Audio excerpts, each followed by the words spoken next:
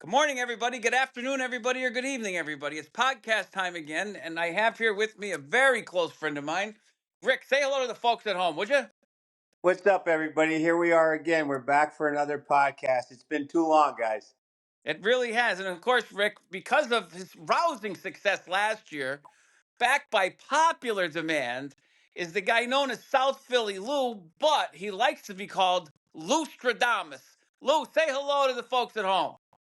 That's 100% true. Lustradamus it is, and we all know why we call me Lustradamus because I can't stop getting all my predictions right. So, what I'd like to do to start the podcast is since it's been so long, the NFL season is reaching its zenith next week. But before we talk about that, I'd like to just quickly talk about how well or how poorly everybody has done this year in terms of their predictions and betting. And I want everybody to know, since I have the mic right now, that we had a contest, Rick, Lou, and myself, over the course of the entire NFL season. There was no minimum teams you had to pick, and there was no maximum teams you had to pick. The only way we measured whether or not you were successful is your record above or below 500. And I want everybody to know I won the contest. Isn't that right, Rick? I think I mentioned earlier, Dan, that I wasn't crowning anybody today, but I will say this. It is right. You did win the contest. But the one thing I do want to say, and I think Lou will back me up, is unfairly, you used AI and you brought a little advantage, which I give you credit for finding the advantage. Your picks weren't solely your own. I mean, we got to be honest. And I thought we were making picks based on our own knowledge and off the cuff. You went another route. I was getting my clock cleaned, so I found this thing called the Warlock, and I started to use the Warlock, picking my games, and the Warlock was pretty solid. I Good. shared it with you guys. You did after you got a substantial lead. And the bank account shows it. The bank account shows it. Actually, how much did you go up on the Well, entire year? I would say I was probably about 27 games above 500. Okay, so yeah, that's way up. The Warlock did well. I give you credit for finding the system. You got to give credit where credit's due. I don't want to throw Looster under the bus, Hey, but but I still did a good job. You can't say that I didn't. I put my soul into every pick, and I still finished above 500. you did. But you did come in last. It's okay, but I didn't use any AI. I give you a lot of credit. You follow the rules to a T. Really, I got to be honest. Dan destroyed the contest. Yes, he did. He ended up going 27 above, but it's because he found that real good system. And that's what I'm saying. And plus, you still have to make the picks. You could see what the AI said, but the AI is not 100%. So you still have to know when to take it. You guys just can't get over the fact that me and the Warlock won. But anyway, all right, let's move on, okay? I want to talk to you guys first about one of the things that I found to be one of the greatest plays, maybe in the history of the NFL, but clearly the play of the year. This year, when Saquon Barkley jumped over a guy backwards during an That's right. NFL football game. Louis, wouldn't you agree that that's the play of the year? It's honestly top three to me.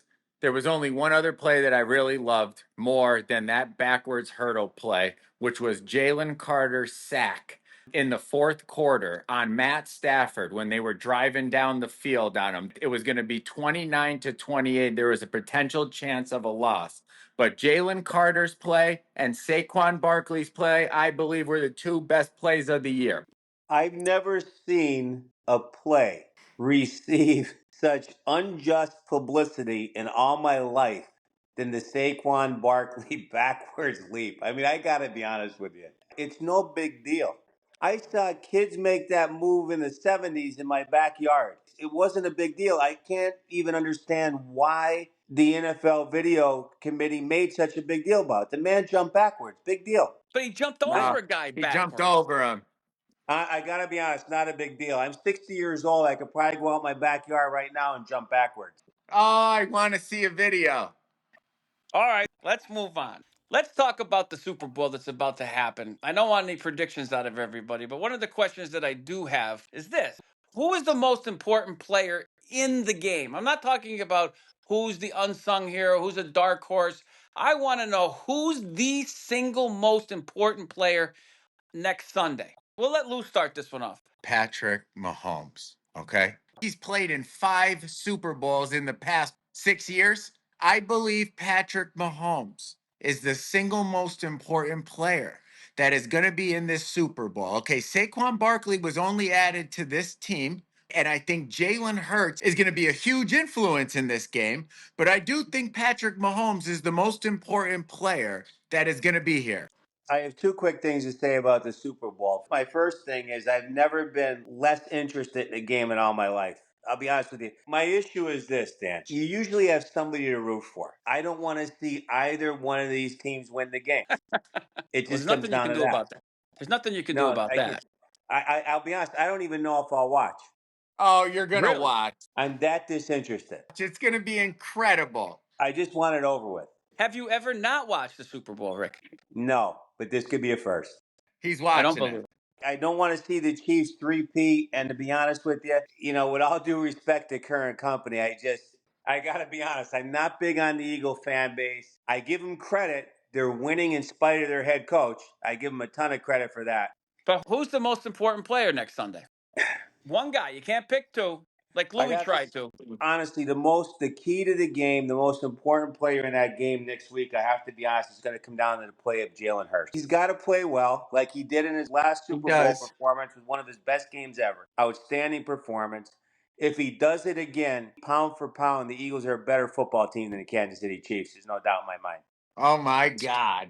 I see You where say the prediction's coming. that's not a prediction. That's a casual fan statement. Rick, you really think it's Jalen Hurts? Yeah, And without a doubt. So let me just tell you who I think the most important player in the Super Bowl is, and I don't think who? there's even a close second. I mean, Mahomes would be a close second, I suppose, but it's Saquon Barkley. And if Saquon Barkley goes out and plays the way Saquon Barkley has been playing all season long, I don't think there's any way that Mahomes and the Chiefs can stay with them. Let's say Saquon goes out and rushes for 200 yards. Going along with that is going to be 2 or 3 touchdowns, certainly. And then, Yeah. of course, the time of possession for the Eagles will spike, keeping Mahomes on the bench. And then, of course, when Mahomes has the ball, he has to go against that number one ranked Eagles defense. And so, if you can play time of possession football, which Saquon Barkley allows the Eagles to do, and you can get that number one defense to get a couple of 3-and-outs because they're rested, because Saquon kept the ball away from Mahomes, I think that that's the key to the victory for the Eagles. And so, in my opinion, Saquon Barkley is the most important player in the game. But again, Mahomes is very, very good. And I don't think that anybody in the world can say he's not. I think he's the best quarterback in the game. Is he the best quarterback ever? I would not give that to him yet. However, if he wins next Sunday, he enters the room. He ties Yes, he Joe does. Montana with 4 Super Bowl titles, Terry Bradshaw with 4 Super Bowl titles, and of course, he only trails Tom Brady by 3. But Patrick Mahomes is 29 years old, and so he's got a long way to go to catch Tom Brady. That's no easy feat, winning 3 more. But he's in the room with Bradshaw and Montana, but the other room is Tom Brady, and he's got a long way Well, to go there. Joe Montana won a national title at Notre Dame. And so yeah. I always give that a credence and say that that counts too towards the greatness of a quarterback. So I say Joe is over for an over Terry, although Ricky may disagree. Let's move on, though. Here's a coach that after the season last year, Jeffrey Lurie took 9 days before he decided if he was going to rehire him. Then he made him get rid of both of his coordinators and made him hire Vic Fangio, who thank God he did, and of course, Kellen Moore. Yeah. Now, people are asking Nick Sirianni, what's your job in Philadelphia? What's your role? The Eagles start out 2-2, and then they have the bye week, and people are calling for Nick Sirianni to be fired as a result of a 2-2 start. And Nick Sirianni did nothing short of win the next 10 games, and he has won 13 straight when Jalen Hurts played the entire game. We lost the one game against Washington because Jalen Hurts got knocked out in the first quarter. So I don't know Yeah. why Nick Sirianni isn't getting serious consideration for Coach of the Year. Because of the way the man carries himself, Dan. He's an embarrassment to the organization. He's an embarrassment to the position, I got to be honest. I said this last year. He's more immature than the players coming out of college. The guy is winning in spite of himself. The team is winning in spite of him. I give you credit. You've praised your general manager to me for years now. You've opened my eyes to that, and I give him a lot of credit. That team, pound for pound, is, I believe, right now the most talented team in the league. But I don't think Sirianni is anything. I would Rick, all the guy not does want is him to. win. What do I you say wouldn't to want to. that? All he does is win. I think they win in spite of him. I would not want him as the coach of my team. You know I want something, him to Rick? coach of my team. Are you kidding me? He's the freaking best.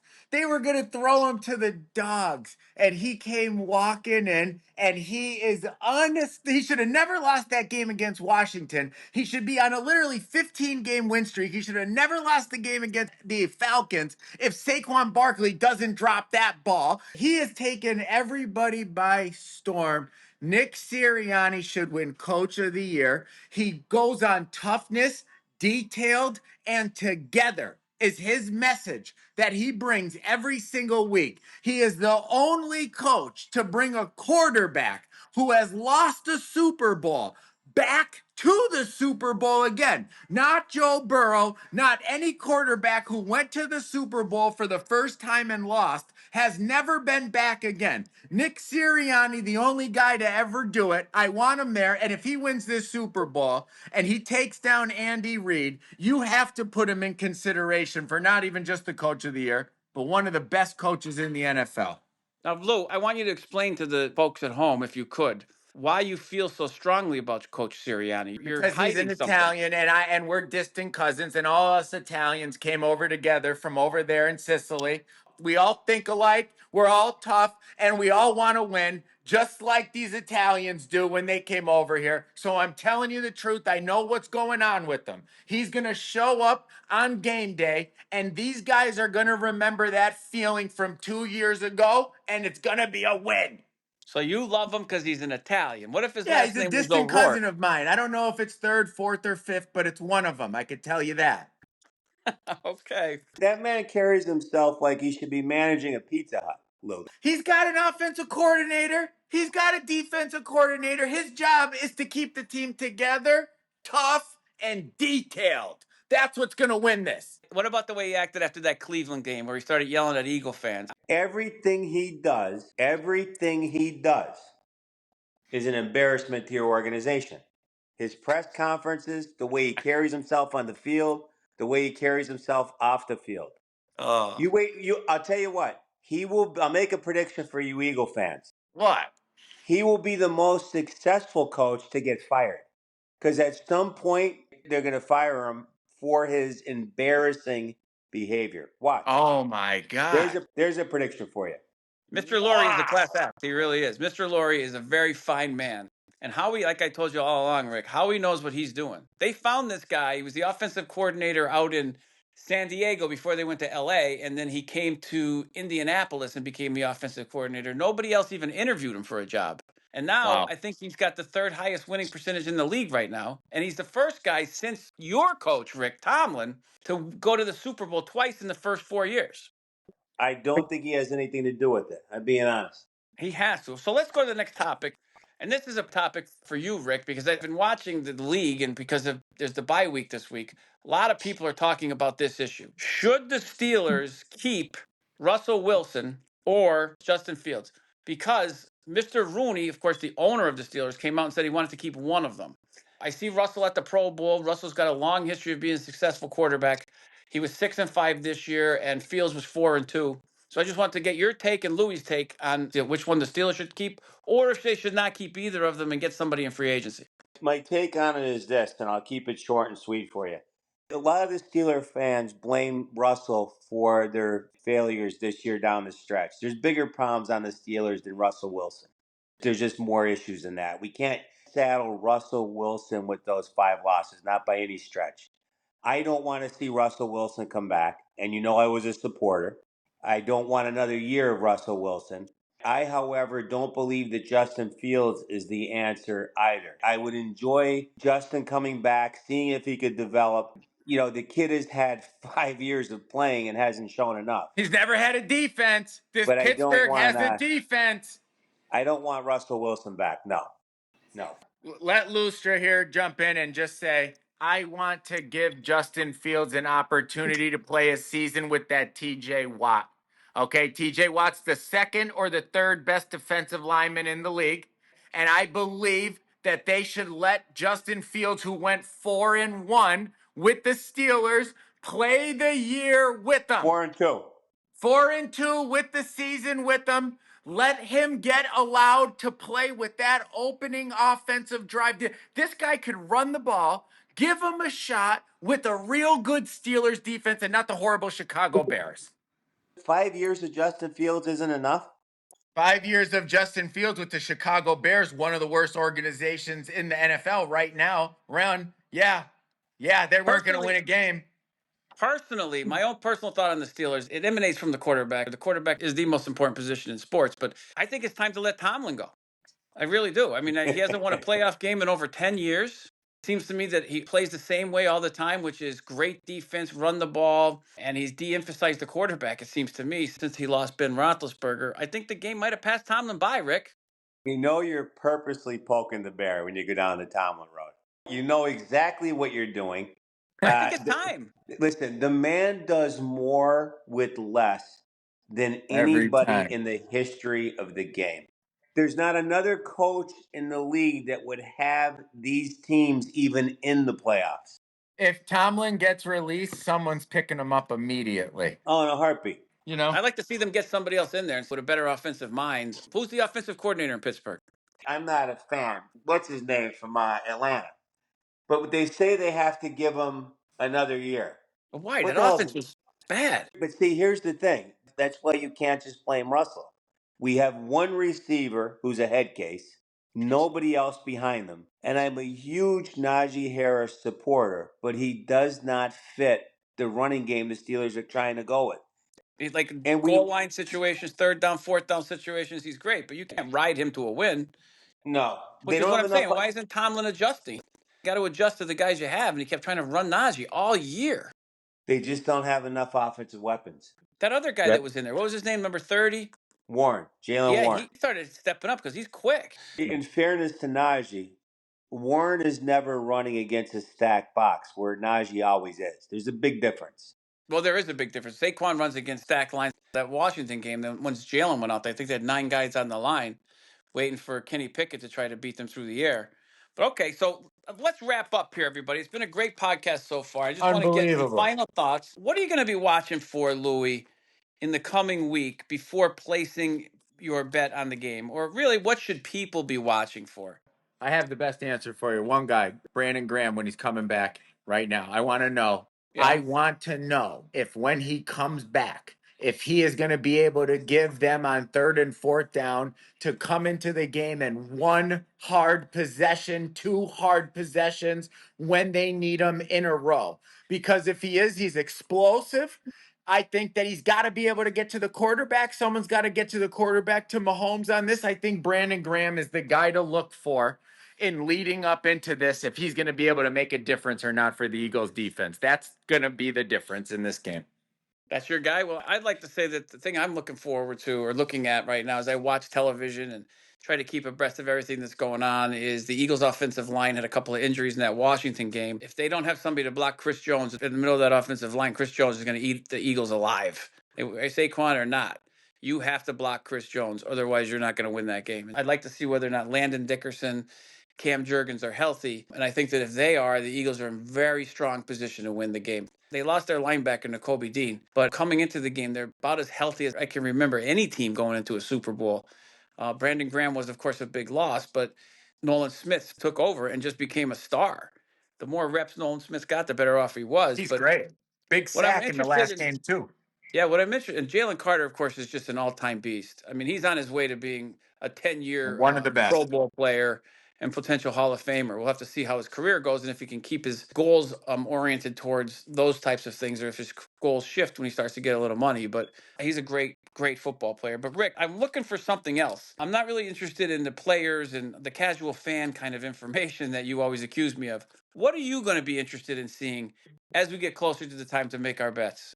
What I'm interested in seeing is how the Windsor Wings are running, if they're running big or small. Because I don't like my Buffalo Wings big. So a lot of times they get into a pattern up there. During the game, my big thing to watch for is going to be my block pool numbers. That's my interest in this game. Rick, No. you're not interested What in like block are you getting? where's the money this game? Like last year, you were Yeah, talking yeah, about how everybody was on yeah. Kansas City, and I'll tell you what I'm very interested in this game, leading up to the game as far as choice. I have no idea where the public is going to lead, betting wise in this game. The reason being is I have no feel for whether people are going to think Kansas City can't three-peat and get it done, whether people are going to feel as if pound for pound, the Eagles are a better team. I really don't know where the public's gonna lead. What have we seen so far with that? Have we seen any numbers come in from Yeah, AI? Lou had some big numbers on it. Where's the What do money you so far in this game? money line 55% on the Eagles. On Okay. the spread of -1 with a little bit of the better odds, 59% on the Chiefs. And the Okay. over under total of 49 is at the over 49 is for the Eagles Chiefs. Over Okay. I got 49, 82%.